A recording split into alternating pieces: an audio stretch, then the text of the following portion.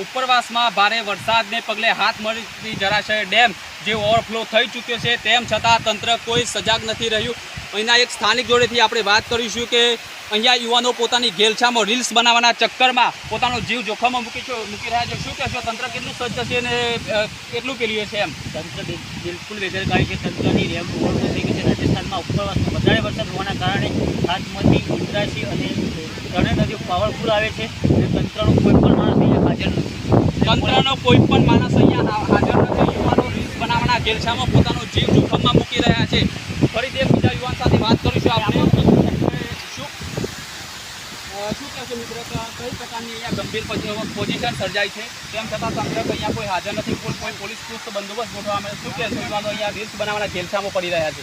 ઉપરવાસમાં વરસાદ પડવાના કારણે આગળ આ બધા છોકરાઓ સુધી અંદર પાણીમાં પડે છે। આપણે જુઓ, તમે જાતે જુઓ પછી તમે અમને કહેજો।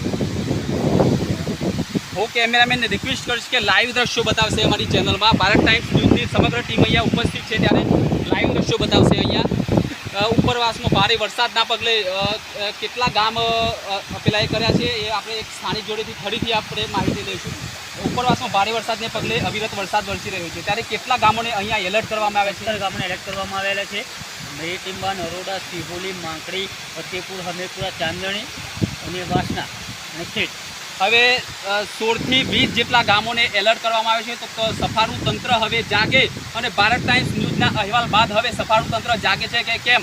Bureau report, Digvijaysinh Rathod, Sabarkantha. ઉપરવાસમાં ભારે વરસાદને પગલે હિંમતનગરના હાથમતી ડેમની જળસપાટી વધતા એલર્ટ અપાયું છે, ત્યારે હાથમતી ડેમ ઉપર યુવાનો રીલ્સ બનાવવાની ઘેલછામાં પોતાનો જીવ જોખમમાં મૂકી રહ્યા છે।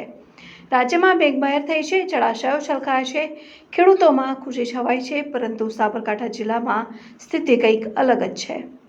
તંત્રએ 16 થી વધુ જેટલા નીચાણવાળા ગામોને એલર્ટ આપ્યા હોવા છતાં અહીંના સ્થાનિક લોકો અને માછીમારો હાથમતી ડેમમાં ઉપરથી પડી રીલ્સ બનાવી પોતાનો જીવ જોખમમાં મૂકી રહ્યા છે। અહીંયા સ્થાનિક લોકોના જણાવ્યા અનુસાર અહીંયા કોઈ તંત્ર કે પોલીસ દ્વારા કોઈ ચુસ્ત બંદોબસ્ત ગોઠવવામાં નથી આવ્યો, અને અહીં જો કોઈ પોલીસ બંદોબસ્ત ગોઠવવામાં આવ્યો હોત તો યુવાનો રીલ્સ બનાવતા નજરે ના પડતા। તો શું તંત્ર કોઈનો જીવ જાય તેની રાહ જોઈ રહ્યું છે કે શું?